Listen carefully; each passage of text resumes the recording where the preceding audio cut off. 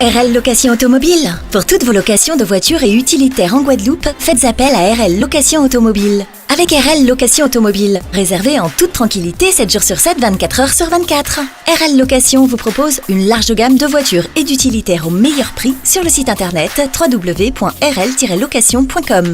RL Location, c'est aussi l'assistance et la livraison. Pour tout renseignement, contactez-nous au 0590 10 66 87. RL Location Automobile, la location en toute simplicité. Guadeloupe, actualité.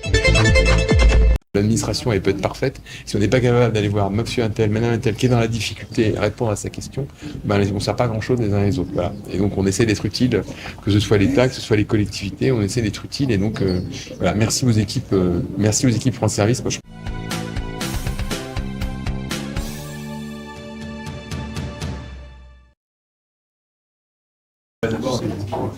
saluer, d'abord remercier Madame le maire de Bémao pour voilà, parce que tout ça c'est le travail des élus. Ce qu'on voit aujourd'hui, c'est le travail de terrain le terrain des élus. Voilà, féliciter l'équipe de la France Service parce que c'est pas un travail facile.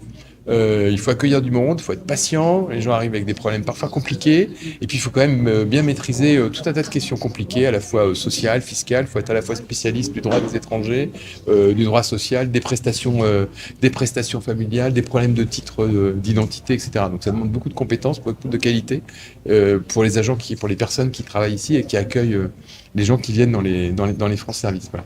Donc c'est vraiment un endroit, moi je trouve que c'est un bel endroit de république et de démocratie. Voilà. Et ça c'est le travail de tout le monde. C'est d'abord le travail des élus parce que c'est les élus qui construisent ça au quotidien. Alors aujourd'hui, c'est vrai, nous avons inauguré le site qui est ici à Bellecour, qui englobe à la fois un établissement public numérique, donc nous avons des ateliers, la maison France Service, c'est vrai, et puis le déploiement aussi qui se fait sur la retraite, mais également sur Fonds-à-Roc. Ce sont des sites où nous avons des maisons de quartier et qui pourront aussi accueillir les maisons France Service. Alors Sylvie Gourdine-Bachot. Donc moi je suis animatrice numérique à l'EPN de Bellecour et qui est labellisée France Service. Moi je suis chargée d'accompagner les administrés dans leurs démarches administratives et pas que. On fait aussi des ateliers numériques, donc on fait des initiations dans tout ce qui est numérique.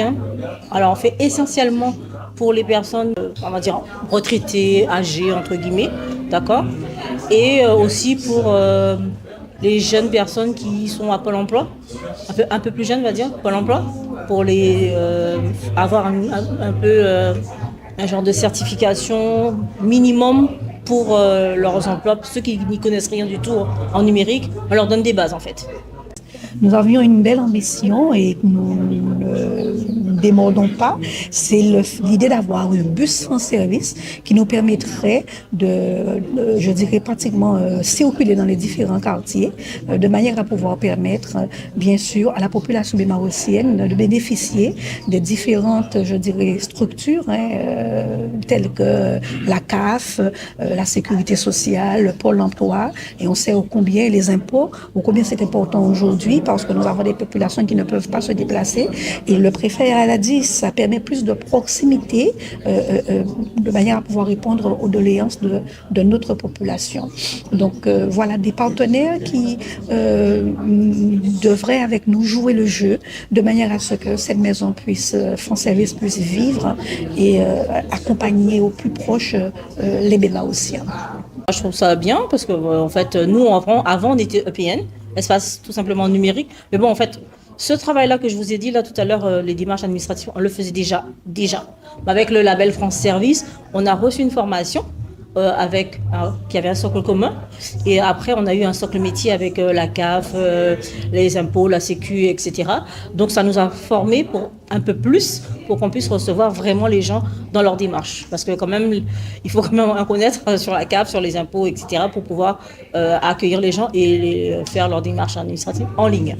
Et puis derrière, effectivement, c'est pouvoir amener, c'est le dernier kilomètre de l'administration. Ce qu'on disait avec le maire, ce que je disais, c'est que on peut avoir la plus belle administration du monde, si on n'est pas capable effectivement d'apporter le service à nos concitoyens, c'est un peu du vent, voilà. C'est un peu fumeux, voilà. Et l'administration, elle peut être parfaite. Si on n'est pas capable d'aller voir monsieur un tel, madame un tel, qui est dans la difficulté, et répondre à sa question, on ne sert pas grand-chose les uns les autres, voilà. Et donc on essaie d'être utile, que ce soit l'État, que ce soit les collectivités, on essaie d'être utile. Et donc voilà, merci aux équipes France Service. Moi je trouve que c'est un bel endroit.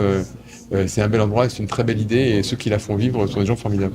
Financement des France Service, c'est à la fois c'est des personnels d'abord de la commune qui sont là, et puis c'est des financements, il y a des financements des collectivités, il y a des financements de l'État qui sont mis en place, il y a des financements de la CAF, de Pôle emploi, etc. Donc c'est tous les gens qui travaillent, qui amènent du service dans les France Service, qui aident au financement de la France Service. Mais au premier chef, c'est quand même la commune, parce que c'est les personnels de la commune qui arment entre guillemets la France Service. Outremernews.fr, le site de l'actualité Outre-mer, 24 heures sur 24 et 7 jours sur 7. Retrouvez la chaîne Outremer News sur YouTube.